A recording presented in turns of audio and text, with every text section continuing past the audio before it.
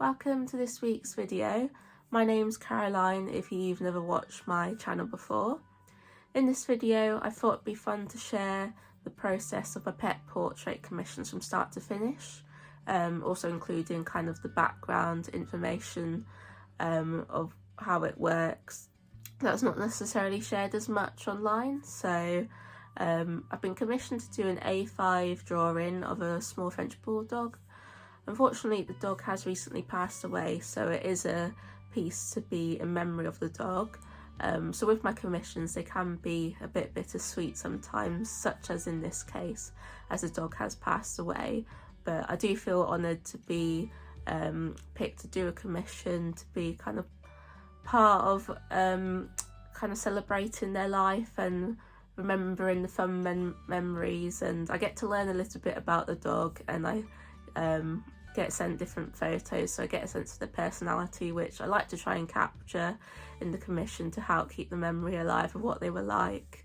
And I also obviously do drawings of pets that are still alive, and it's just capturing the moment they are in their current life, which is also fun. But either way, I feel honoured every time I get a commission and that people have chosen me to capture their pet in a physical portrait that will last hopefully a very long time for them.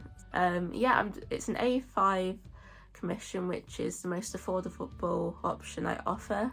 It's £30 including postage, so I have all the pricing and sizing details on my website, which is linked down below if you're interested in getting a pet portrait yourself. So all those details you can find out there.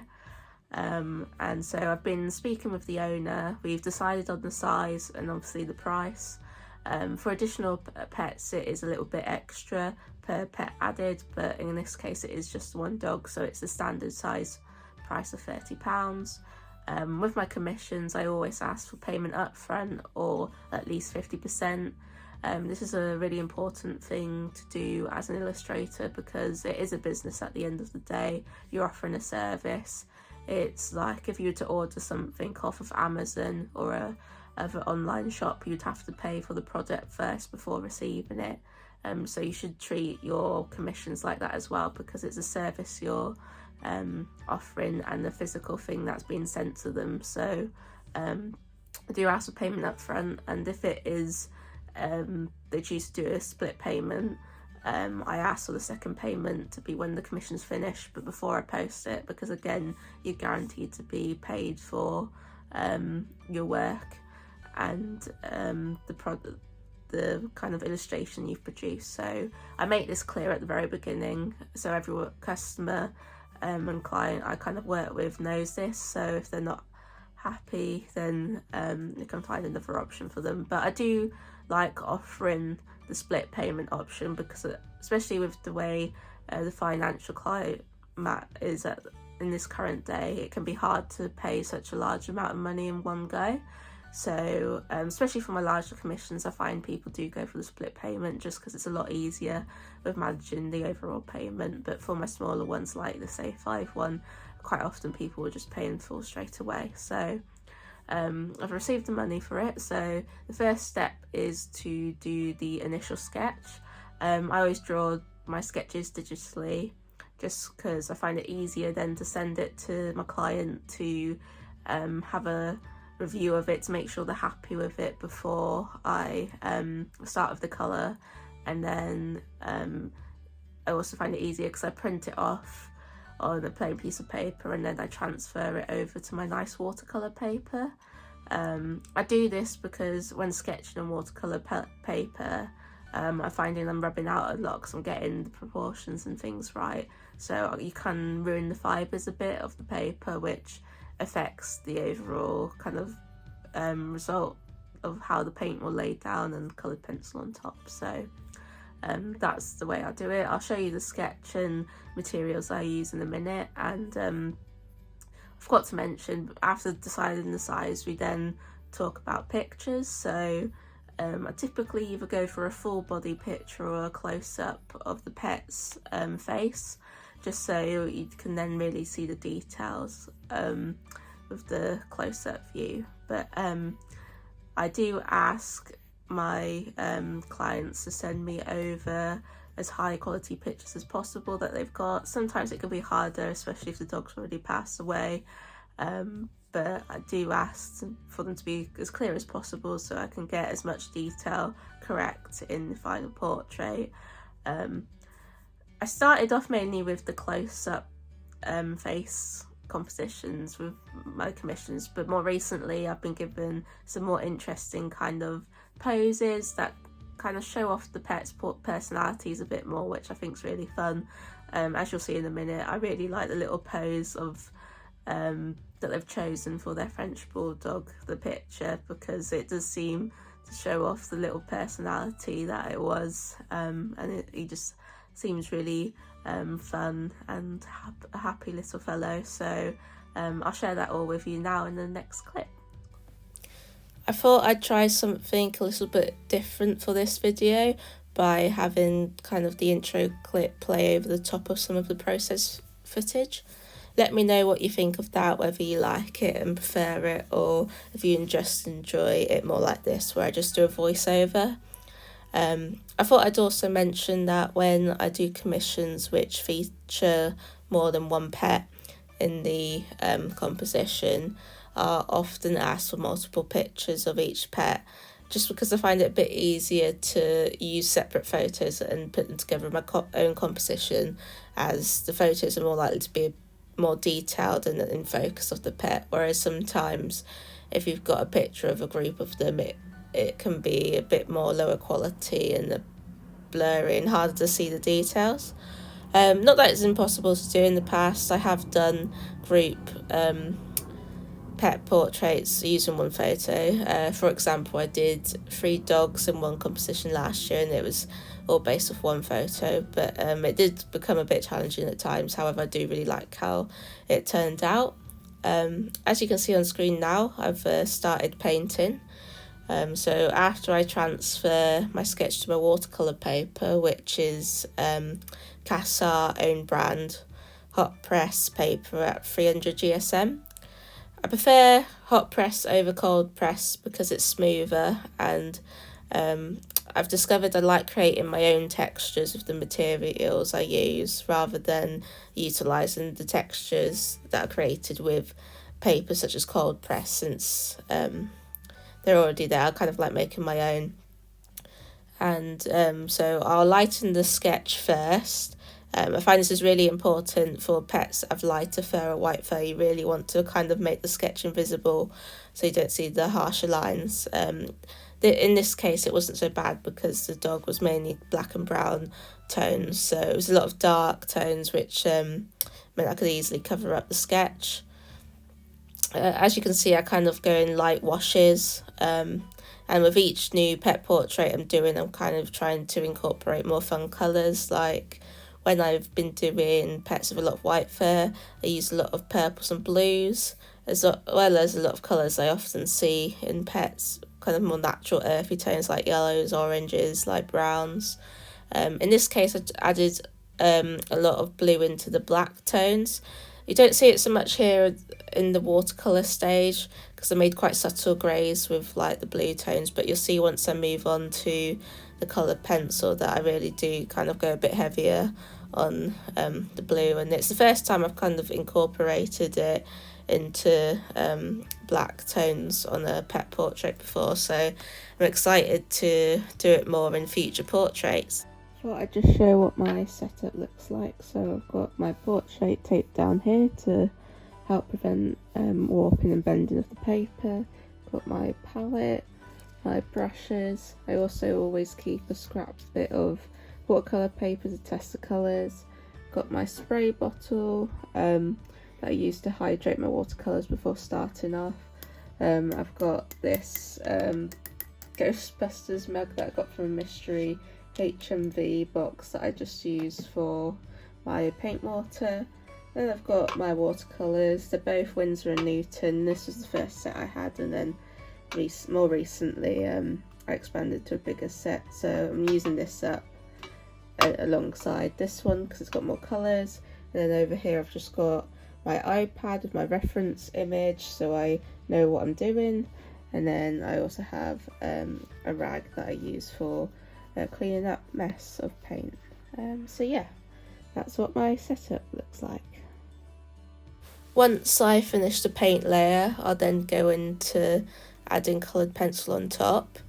It kind of depends on each individual portrait whether I focus more on just utilising the paint, or sometimes I end up adding a lot of coloured pencil on top.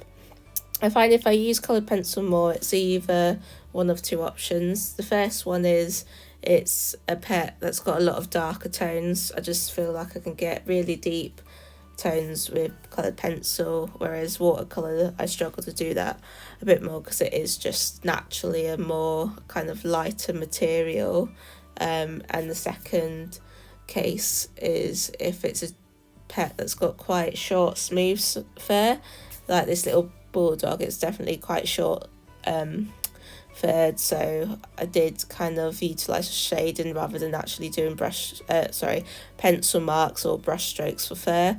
If it's a dog or cat with like really long fur, I'll utilise kind of doing a lot of brush strokes and a lot of pencil marks to emphasise like if there's curls in the fur, the curls, and just the different shapes that they can all move about with. But as this dog was very smooth, I just did a lot more basic shading rather than focusing on drawing many kind of hairs, although in some areas I did where it was a bit more obvious that you could see a few. I decided to kind of outline this dog just because it made him kind of stand out a bit more, especially because he's smoother as well. I don't need to worry about kind of creating the hairs and the edges. I can do something that's a bit more solid. And here you can see I'm actually adding the blue tone as my starting point for the black kind of areas of this pet. It's a darker blue, like a navy one, but I do go in and add a little bit for light blue as well, although I went kind of lighter on this because I didn't want to make it too obvious that it just looked like a blue dog. I still wanted to keep it looking like black toned, but just more interesting by adding those other colours in. It's definitely something I'm trying to experiment with more. Blue and purple seem to be the main colours I like incorporating at the moment. Be intrigued to try and mix it in pink as well, maybe a little bit. You'll see once I finish the main fur that I add a bit of purple into the mouth, which again I've not really done before. I've always stuck to the pink tones, and I think in this case it's really made a difference, especially for making the really like dark shadow areas pop out a bit more, because I used to just use brown tones to darken, and obviously it still works, but I think using other colours just makes it a bit more interesting. Like I've probably already said, just makes the portrait pop out. I always normally start off with the eyes and nose just because they're the main focus point and what I find the most intimidating. So once I've got them out the way, I find it a lot easier to kind of just push on to get the fur done all in like one big chunk. Now that I've added the blue, I kind of go in with the greyer and more natural typical tones I'd use, and it will just keep going like this, and I'll just keep layering until I get the desired look I want. The very last step for my portraits is to add a little bit of white highlights. I'll do this by using white gouache. Again, it depends on the specific portrait, such as in this case I didn't really add loads of highlights, and in most of the cases I'm mainly adding them just to the actual eyes themselves. But if it's a dog or pet with like lighter fur, sometimes I add quite a few highlights in the fur itself as well. And then I guess the very last step actually is me just signing and dating it. I like to include what month and year the drawing was done, and I always find this being one of the more challenging parts of where to actually place it on the portrait, because I don't want it to look weird, and I also do my signature in pen, so there's kind of no going back after I've done it. But it always feels satisfying signing it off, and it feels like I've done it, even though obviously I've drawn it, but I don't know, it's just something about adding my kind of signature just makes it feel extra special and like all complete. Packaging wise for my commissions, I choose to put them in plastic sleeve. That's just because I want them to stay kind of protected from water and rain damage in the post, especially as their original piece of artwork, and it's kind of more on the expensive side for the things I sell, so I want it to be the most protected as possible, and it's not like I can magically reproduce another one. It would take a long time to redo it, so I try to package it as safely as possible. Along those lines, I also make little paper corners that I slot on each corner just to prevent them from bending. And then the actual envelopes I use are also cardboard but backed. That's also very helpful for preventing bending as well. And it even says please do not bend on it, so I don't have to add that on the envelope. And then some nicer bits that I add, I always write a thank you card. I just think it's a nice personal touch to thank the person for commissioning me, and especially as well because each pet's very individual and it's a very different experience drawing each one. It's just nice sharing that in my little note. And I also put a business card in. It's a good way to kind of keep in contact with them if they ever need a portrait again, whether that's for themselves, or I've done quite a few before where they've just been gifts for other people.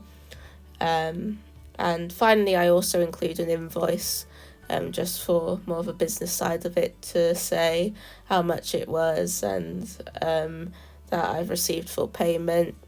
It's at this point as well, once I finish the portrait, that if the client has chosen to do split payment, that I'll ask for the second payment before I will actually post it, just to make sure you're actually getting paid for your work. I've been very lucky and I've always had great customers, so I've never really had an issue with money side of things at all, like I know other small businesses have sometimes. And I've always enjoyed working with every person I've done a portrait for, so it's always easy and fun process really. But yeah, so once drawing's done, I will scan it or take a photo and then edit it on Photoshop to show the client, just to check that they're happy with how it looks, and so it kind of allows me to make any alterations if there is something they don't like, and then that's when I'll package it all up and get it all sent off in the post. I forgot to mention when did the sketching element that I kind of do the same thing again. When I send the sketch, sometimes I will send more than one version. Not in every case, it kind of depends on the photo, but for example, I've done one in the past where the dog's been sitting on a dog bed, and I wasn't sure really whether they wanted the dog bed included or not in the portrait, because most of the time I say my pet portrait commissions are more on like just a white background rather than having any interacting elements. It kind of depends on the specific photos, so sometimes I'll add some little tufts of grass, or if there's like like a prop or a background element that kind of sticks out and just makes sense to be in the drawing as well, or include it. But yeah, it just depends on each portrait. That's what I kind of like. Each portrait is different, whether it's the type of pet is, the type of breed, the composition, whether it's close up, whether it's far away, what position the animal's in, is there a background, if there's no background. It's just always kind of fun, and also the different sizes of each commission kind of mix it up a bit as well. this was my second time doing A5 portrait, so I actually found it kind of more challenging to do a smaller one. I felt like I got a bit into the details too much, but wanted to make sure it's perfect, whereas I'd say my most common size I've done so far is A4, which is a bit bigger, and A3, I have the same issue where it's kind of on the more bigger side, especially if it's just the one dog. When it's multiple dogs on A3, it's not so bad because they're closer to the size of the dogs I'll do in the smaller kind of size commissions.